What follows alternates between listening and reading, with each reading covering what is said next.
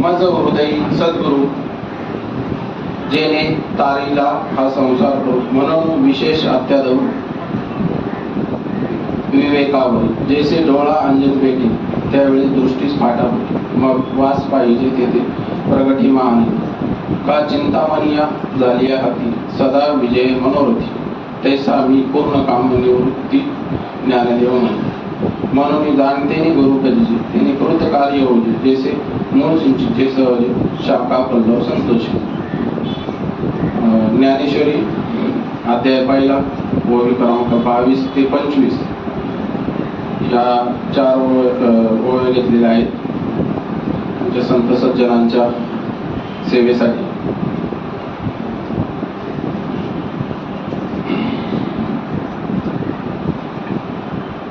गुरुर ब्रह्मा गुरुर विष्णू गुरुर देव महेश्वर गुरुर साक्षात परब्रह्म तस्मै श्री गुरुवे नमः. ब्रह्मानंदम परमसुखदम केवलम ज्ञानमूर्ती तद्वातीतम गगनसदृशम तत्वमत्स्यादि लक्षण एकम नित्यम विमलमचलम सर्वैः साक्षीभूतम भावातीतम त्रिगुणरहितम सद्गुरु तम नमामि. आत्मरूप गणेशु केलिया स्मरण तेच होय सकल विद्येच्या अधिक तेच म्हणून श्री गुरुचरण श्री गुरुचरण.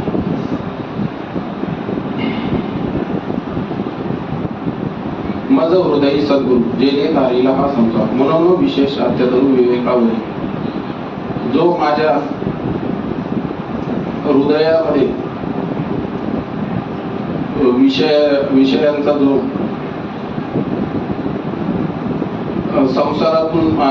संसार रूपी विषयातून मला बाहेर काढून माझ्या सद्गुरूंनी मला बाहेर काढले, म्हणून त्यांच्या विषयी खूप आदर आणि विवेक आहे.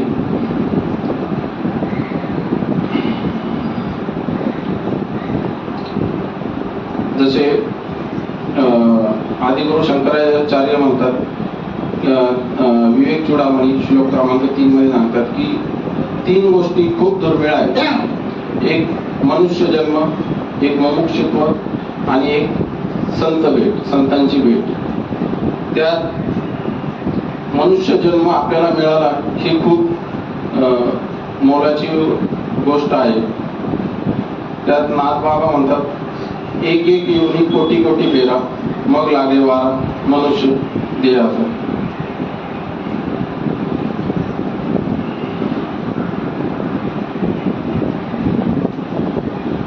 आणि कबीर बाबा म्हणतात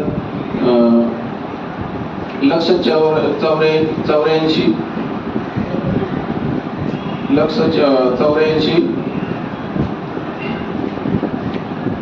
फेरा फिर कर नर्तन तुझको दिया कमल मुख राम भजन को खाया पिया सुख से सोया नाहक जन्म खोया कमल मुख राम भजन को दिया. अशा प्रकारे आपल्याला जो मनुष्य जन्म मिळालेला आहे तर त्याच्यामध्ये आपण फक्त आपल्या संसारातच अडकलेलो होतो. आणि ज्यावेळेस आपल्याला सद्गुरू भेटले आणि आपल्याला आपल्या याला ओळख करून दिली, त्यावेळेस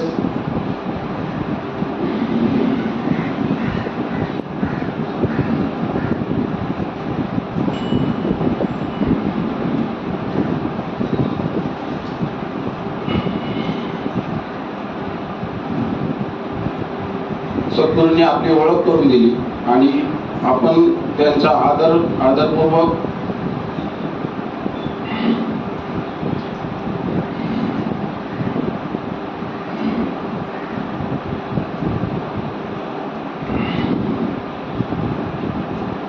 म्हणून त्याचा आदर करून आपण पुढे आता त्या ओळीवरती बोलणार आहोत. जैसे डोळा अंजन भेटे त्यावेळेस दृष्टीच फाटा होते. म्हणजे आपल्या डोळ्यात त्यांनी सद्गुरूंनी अंजन घातले, म्हणजे एक अंधकार रूपी आपल्या संसार रूपी अंधकार जीवनात सूर्याचा उदय झाला आणि सद्गुरूंनी आपल्याला ते प्रकाश रूपी सूर्याने आपल्या अंधकार जीवनात आपल्याला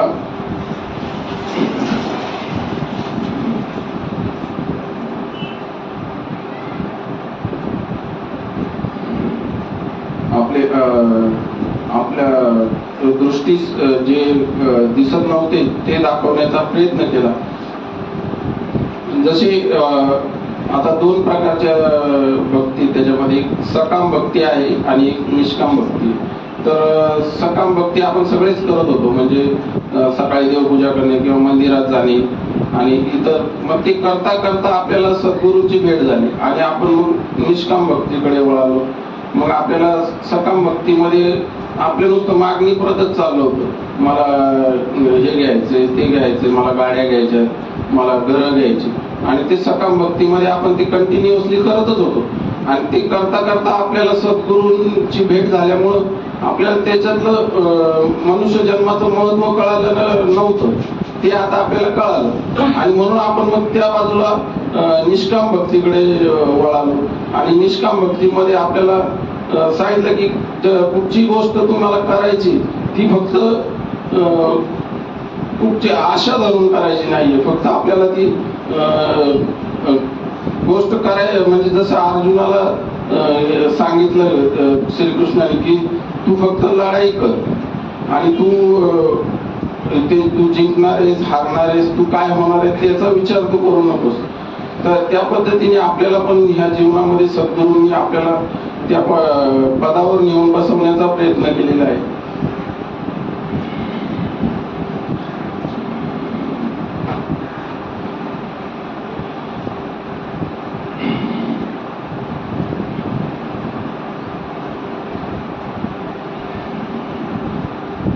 तर एक दृष्टांत सांगतो. एक राजा असतो आणि त्याला विवेक जागृत होतो आणि तो जंगलात जायला निघतो. आणि त्याला मग रस्त्यात एक लबाड साधू भेटतो आणि तो त्याला सांगतो तुम्ही हे सगळे कपडे बिपडे घालून कुठं चालले. मग तो त्याला सांगतो तुम्ही आता संन्यास घ्यायला चाललेलो. तर तो साधू त्याला सांगतो असं संन्यास घ्यायचा नसतो, तू सगळं हे काढून ठेव इथे आणि मग जंगलात जाऊन तू संन्यास घे.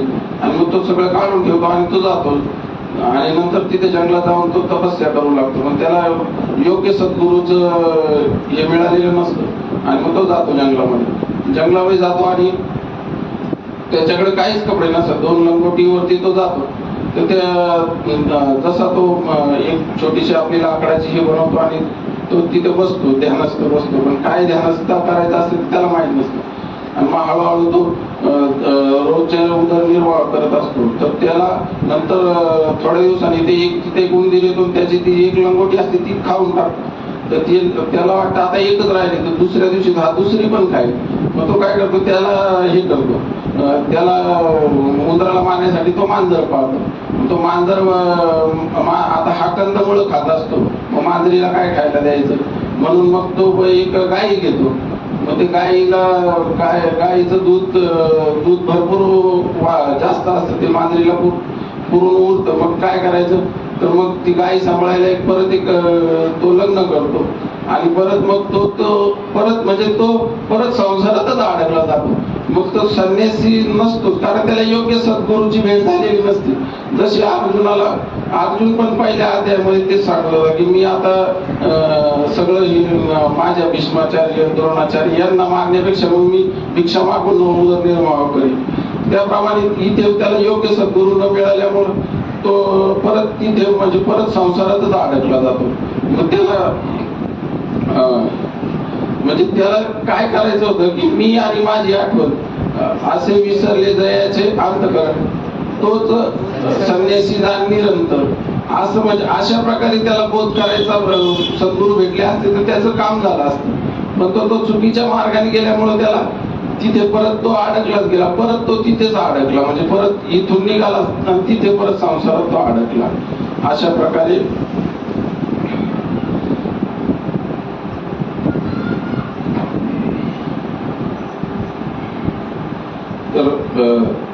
प्रकारे आपल्याला हा मनुष्य जन्म मिळालेला आहे.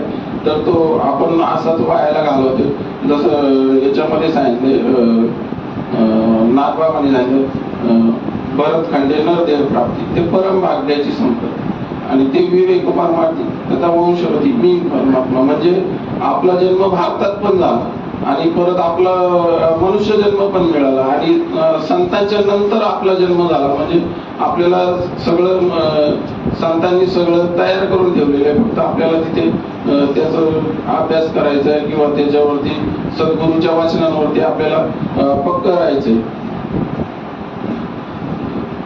परत हरिपाठामध्ये नाथबा म्हणतात बहु सुकृत आणि नरदेह लादला आणि भक्ती विन गेला अधोगती पाप भाग्य कैसे न सरेची कर्म न कळेची वर्म आरे मुळा. म्हणजे आपल्याला सगळं कळतंय पण तरी पण आपण परत त्याच गोष्टीकडे सारखं त्याच गोष्टीकडे आपण वळतोय आणि तिकडेच आपण जातोय.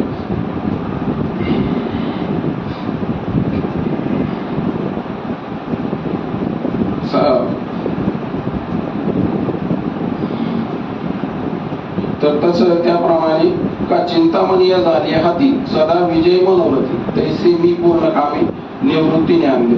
म्हणजे जसा चिंतामणी जसा एखाद्या माणसाला भेटला तर त्याला त्याचं मनोरथ कायमच पूर्ण होत असतं, तसं तैसे निवृत्तीनाथांनी ज्ञानदेवांना दिलं आणि त्यांचं ते मनोरथ पूर्ण झालं आणि मग त्यांनी ज्ञानेश्वरी ह्या सगळ्या ज्या गीतेवरती टीका केली तर ती त्या जोरावरती त्यांनी केली. तसं आपण म्हणून तसं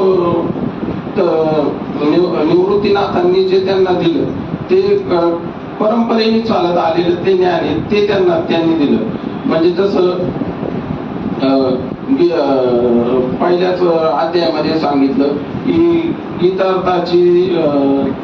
गीतार्थाची थोरवी सोय शंभू विवर आणि भवानी प्रश्न करी चमत्कार. आणि म्हणजे भवानी जी माता आहे ती त्यांना प्रश्न करते की गीता काय आहे, गीतेवर तुमच्याकडे काय गूढगम्य काय आहे. तर ती जी प्रश्न करते तर परत महादेव तिला सांगतात की इथे हारू म्हणजे नित्य देवी जैसे नित्य नूतन स्वरूप तुझे तैसे नित्य नूतन देखीचे गीतार्थ तत्व. म्हणजे जशी रोज तू जशी नवीन दिसतेस तशी जितकी आपण गीता वाचू ज्ञानेश्वरी वाचू तितके आपण प्रत्येक वेळेस त्याच्यातून वेगवेगळे आपल्याला अर्थ लागत जातील किंवा त्याचे आपल्याला ज्ञान होऊ शकतं. तसंच मग तिला ते गूढ जे ज्ञान होतं ते सांगत असताना ते ज्ञान मच्छिंद्रनाथांनी ऐकलं. मच्छिंद्रनाथांनी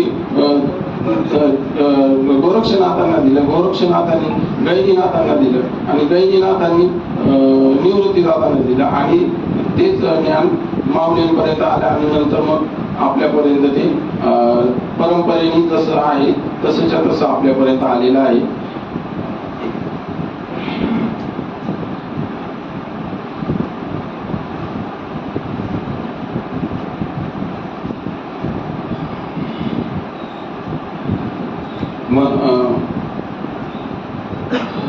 मनोनी जाणतेनी गुरुभजे तेनी कृत कार्य म्हणजे त्याचे मूळ संचिनी शाखा पल्लव संतोषी. म्हणजे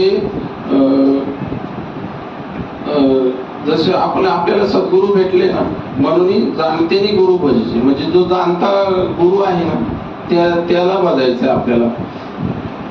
म्हणजे आता असे बाहेर आहेत ना खूप असे गुरु म्हणा कीर्तनकार म्हणा त्यांचं काय त्यांचं सगळं म्हणजे आता आपण कीर्तन ऐकतो बाहेर पण मग ते काय करतात एखाद्या सासूचं सुनेचं किंवा जावई आंधळाचा आहे तो तिकडं पडला त्याचे तर फाटले ते सांगण्यासाठी तर नाही ना. म्हणजे हे व्यासपीठ त्याच्यासाठी नाही दिलेले आपल्याला. मग याच्यात काय सांगायचं हे सगळं आपल्याला ज्ञानाबद्दल किंवा आत्म्याबद्दल याच्याबद्दलच आपल्याला याच्यावरती सांगितलं पाहिजे. आणि ते आपल्या संप्रदायामध्ये ही संत मालिकेच्या कृपा प्रसादामुळे आपल्याला ते समजले आणि आपण ते तसंच म्हणजे सांगत आहोत. आणि आता जैसे जाणते गुरु भजीचे म्हणजे जाणते गुरु कोण तर ते आपल्याला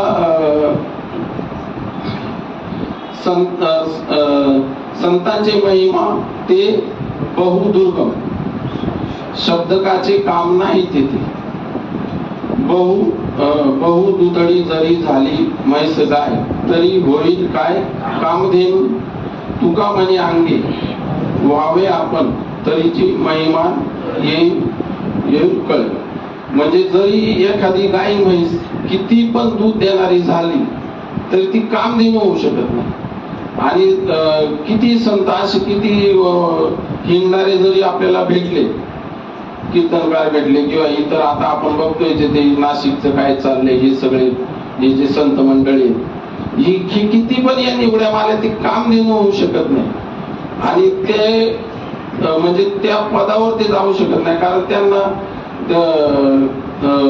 म्हणजे ते नाम त्यांच्याकडे आहेच नाही. आणि त्या नामामुळे त्यांच्याकडे ती वस्तूच नाहीये त्यांच्याकडे. आणि ते नुसते लोकांना भटकवत आहेत इकडून तिकडं, हे नारळ हे ते अंगठ्या वगैरे या सगळ्या खोट्या गोष्टी सांगून ते आपल्याला सांगतात.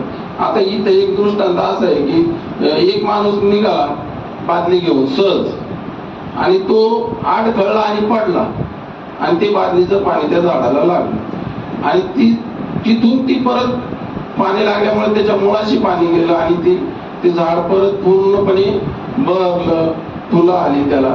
तसं आपल्या बरोबर झालेलं आपलं सहज इथं काय झाले, म्हणून सहज आहे, मूळ सिंचीचे सहज आहे, सहज आपल्याला सहज मिळाले. आपण काही कुठं प्रयत्न केले नाही का, कुठं आपण सद्गुरू शोधायला गेलो नाही, सहज शाखा पडलो संतोषी. म्हणजे हे आपल्याला सहजच मिळालेले आहे.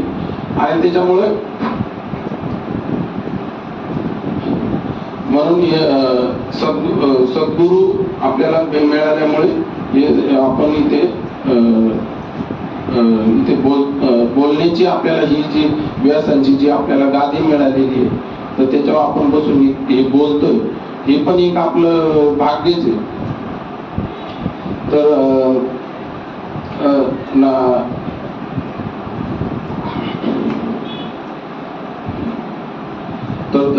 हरिपाठामध्ये सांगले,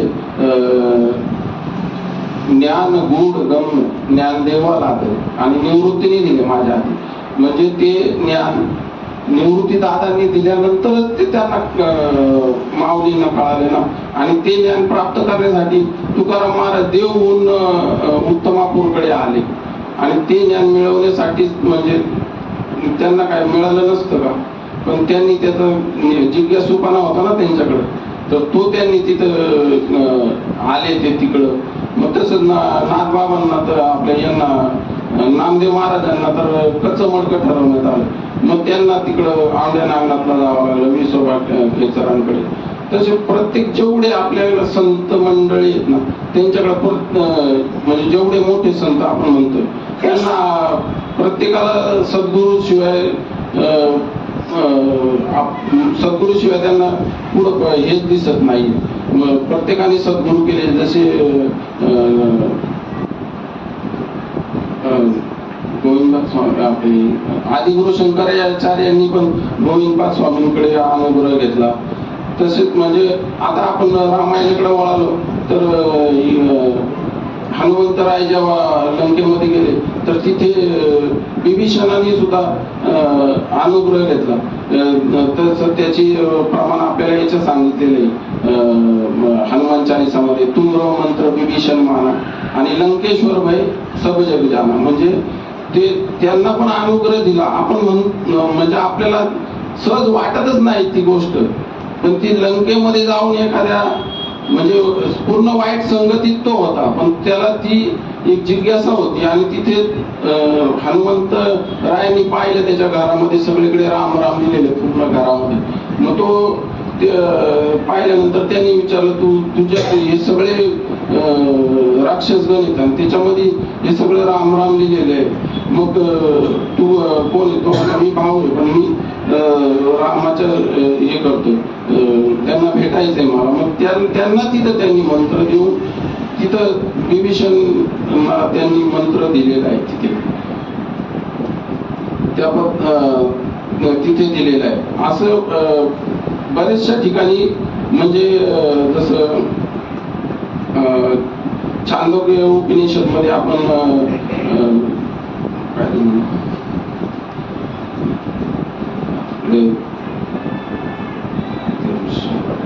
त्यांनी त्याच्या मुलाला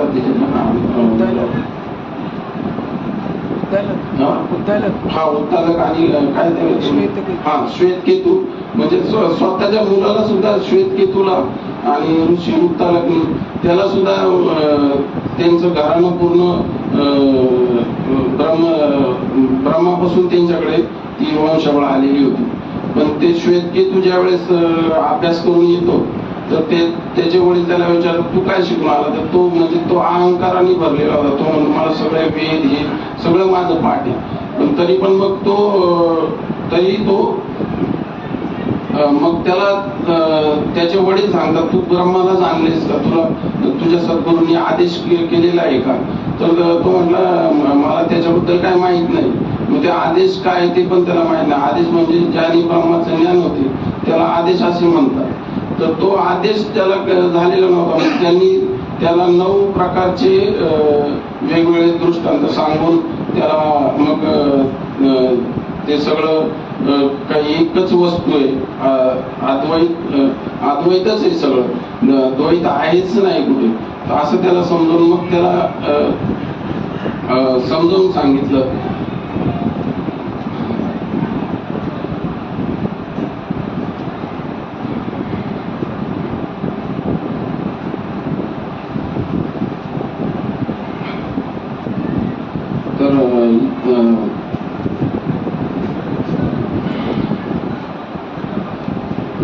तसं आपल्याला इकडे आता सद्गुरूच्या चरणाला गेल्याशिवाय आपल्याला ती गोष्ट आपल्याला प्राप्त होणार नाही. आणि सद्गुरूच्या सानिध्यात राहून आपण त्या पदावर जाऊ शकतो. त्यांच्या मार्ग दाखवलाय, त्या मार्गावर आपल्याला जायचे.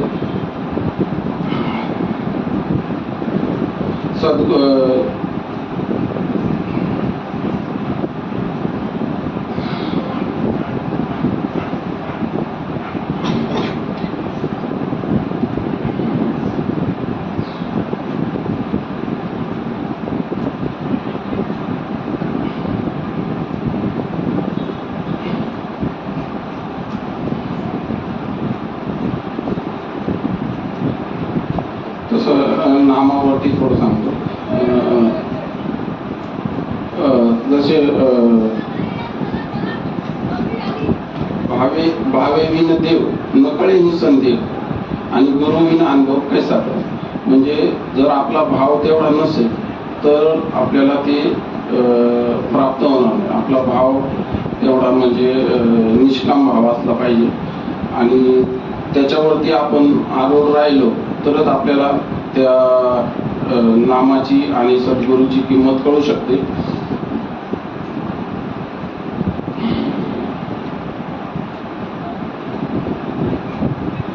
जसं आपण कसे असतो माहिती का, आपल्याला आहे ना, आपल्याला हिमकिरिस्ती करायची लय सवय, लय म्हणजे लय. आपल्याला एक जागी बसवत नाही. मग त्याच्यासाठी हरिपाठात जायचंय, त्रिवेणी संगमी नाना तीर्थे भ्रम आणि चित्त नाही नामी तरी ते वर्त. म्हणजे आपण काय करतो, आपल्याला पंढरपूरला जायचंय, आपल्याला काशीला जायचंय, आपल्याला इकडं जायचंय, तिकडं जायचंय, पुढं संगमावर जायचं आंघोळीला. मग आपल्याला काय संगमा आंघोळ केली का आपलं पवित्र होणार आपण आणि आपले पाप धुतले जाणार. पण तिथे माऊलीने सांगितलं चित्त नाही नामी तरी ते व्यर्थ. म्हणजे जर आपण किती फिरलो तरी आपलं चित्त नामावर नसेल ना तर ते काहीच कामाचं नाही. आणि नामसी विन्मुख तो नर पापी. म्हणजे ज्याच्याकडे नाम नाही ना तो नरच पापी. एवढं डिटेल सांगितलं. आणि नंतर परत सांगितलं हरी विन धावया ना पावे. म्हणजे आणि हरीशिवाय कुठच्याही इतर आपण जे करतोय ते सगळं व्यर्थ जाणार आहे आपलं. म्हणजे त्यांनी पुण्याचा साठा होईल आपला, आपल्या स्वर्गातही जाऊ, परत तिथं मजा करू, परत तिथून आपलं पुण्य संपलं का आपलं परत रिटर्न परत बॅक मध्ये येणार आणि परत 84 लक्ष योनीमध्ये आपल्याला फिरावं लागणार. तर ते पुढे सांगतात, पुराण प्रसिद्ध बोलिले वाले नामे ती ही लोक उद्धरती. म्हणजे जे पुराणांमध्ये जे सांगितले ना ते नामाशिवाय तिन्ही लोकांमध्ये आपला उदाहरण नामे ती ही लोक उद्धरती. अशा प्रकारे नामाचं नामाची म्हणजे जे नाम आपल्याला सद्गुरूंनी दिलं त्या सद्गुरूंच्या चरणावरती आपण नतमस्तक होऊ आणि झालेली सेवा हृदयस्थ सद्गुरू श्रीपाद बाबा, रामदास बाबा, चकवे बाबा, अंडे बाबा यांच्या चरणावर ही सेवा समर्पित करून ते सेवेला पूर्ण विराम देतो. श्री ज्ञानदेव तुकाराम पंढरीनाथ